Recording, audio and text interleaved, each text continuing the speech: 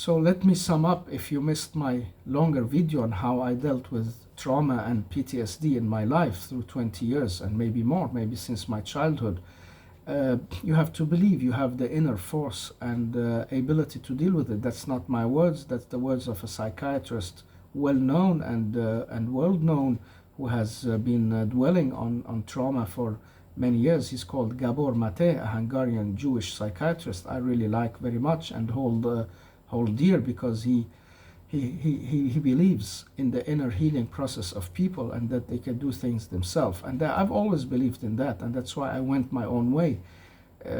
I didn't have the money to go to these psychologists, and I didn't believe in pills with a psychiatrist. I believe that will destroy me.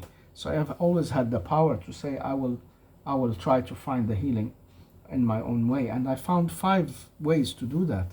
The first thing is you need a very good friend, or 2 or 5, whoever you can find, who can be calm and trusting, and you can trust, and you will have trouble trusting them all the time, but they have to be able to relate to that and not react against you, but keep calm in these situations. They also need to have the ability to mirror you and tell you how you are. Maybe not at the same moment you're lashing out, but later, and how you can be destructive to yourself and your thoughts, and how you can maybe focus on different wrong things because you are in a state of mind that's lashing out. The second thing you need, beside these friends, is a cave. You need a place where you can go to healing that trauma, because when it gets overwhelming and you cannot deal with anything, you don't need to be destructive to yourself or to lash out. You need to go to a place where you can be calm and just have the place giving you the sense of security. And in that place you need a third thing, that's the escape. You need to be doing handwork, sports. For me it was books or movies, especially hero movies that reflected trauma and reflected the way of getting through it or dealing with it. That's why I have the Batman as one of the main figures, but I could mention others like the Star Wars heroes, or some heroes in some of the beautiful movies who have traumas or who have trouble and they try getting through. And so you need this escape. And the first thing you need is to tell and retell your story over and over. And I found a way to not only use that. I was told by a psychiatrist who I met once, but I never wanted to have that kind of treatment they offer. But I listened to him talking to me, and he said to me that he had been dealing with people from Guatemala in the old days, where they were traumatized by prison and torture, and they could see that the narrative that they could retell their story helped them a lot getting out of it and getting on and finding the meaning with it. You have also Viktor Frankl as a very beautiful source man and his search for meaning. That's a very beautiful short book that will give you healing abilities. So you have to tell and retell your story. That helps. But I found 4 ways to do that helps a lot. First of all, start telling your story in free association.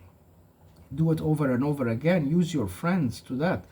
And even they know the story or heard it before, put it in new context, or use some new details, or just retell it as it is and cry or whatever you need. Be angry, be upset. Let them know that it still hurts you. It's no problem, and a good friend will listen to you over and over again and will relate and understand. That's why you need them. You need the very good friends, and they will need you because you will also be a source of compassion for them, and they will feel it in you. It's not a misuse of friends. Friendship is deeper if you understand the meaning of it. So tell your story in free association. That's the first line. The second line is tell your story with focus on the people in it.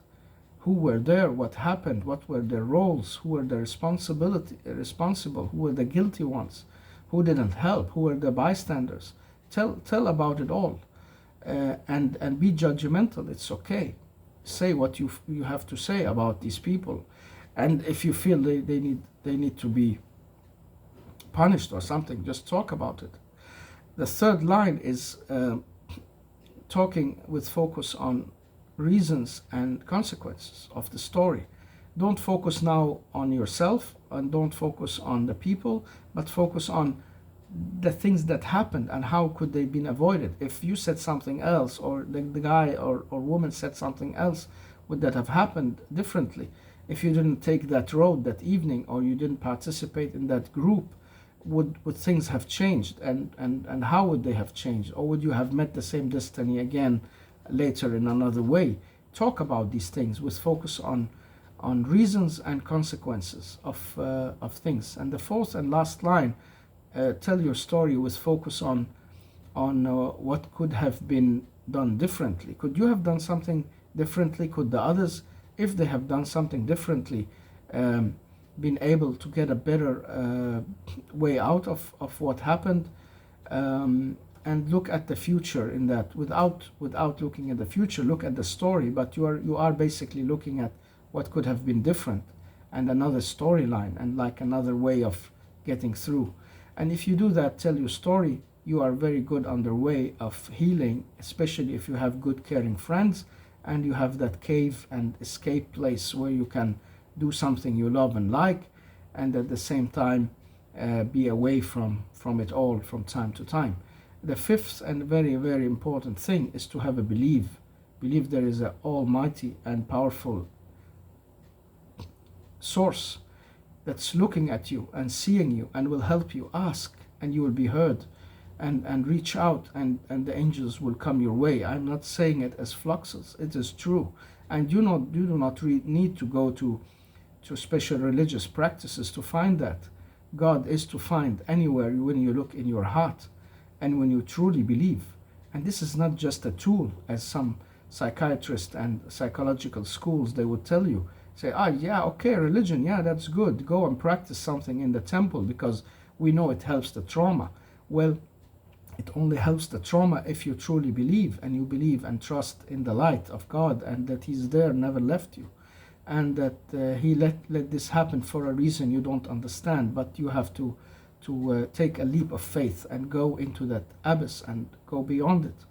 In your own life and your own way. Think of Indiana Jones, of Søren Kierkegaard, the leap of 70,000 forms of leap of faith, and so on and so on. And remember, with Master Yoda, a solution will present itself. There is a higher power working out there, even though you don't see it, and find that strength within you. The last thing is you need time. Things takes time when you are especially traumatized, and you have maybe multi-layer of trauma or different type of trauma at the same time. And many times trauma heals itself. That's what I was trying to say in my long video, because we are humans with inner capability, and that's what Gabor Mate believes, and he has opposed many of these psychological and psychiatric ways of drugging people and just drugging them with pills, and dragging them to sit and talk with psychiatrists and psychologists, or be in the psychiatry wards, because they can get the money out of you or put you out of the way. And he opposes that, and he knows, and he says that there is an inner way. There's a way where we can heal from inside, and we have this ability in our psyche and mind. We just have to apply it and use it and trust in it. And so time is very necessary for you to get through the healing too. I wish you the best. I hope this reaches one day someone. I'm not saying it because I want to reach out. I'm saying it because it's part of my healing. It helps me a lot talking about this many years later. And now I'm ready to do so. And at the same time, this is the limit of my reach of gaining my life back and gaining the ground back of the trust and the openness that I need to be in, and I'm born to be in. And at the same time, if this also can be helpful for one or two, that will make my luck in my life, because it's not about numbers and people who watch things. It's about the one person you make a difference for in life. That's what saves us all. When you feel you've made a difference for just one person. And that's why I'm using my voice and my story here, and I hope it reaches the right person at the right moment. And I know angels can carry it to the places it needs to be. So this is a short summary, and if you want to listen to a longer version, you can go to my other video when I talked about the trauma and PTSD of time after the cartoon controversy and how I dealt with it.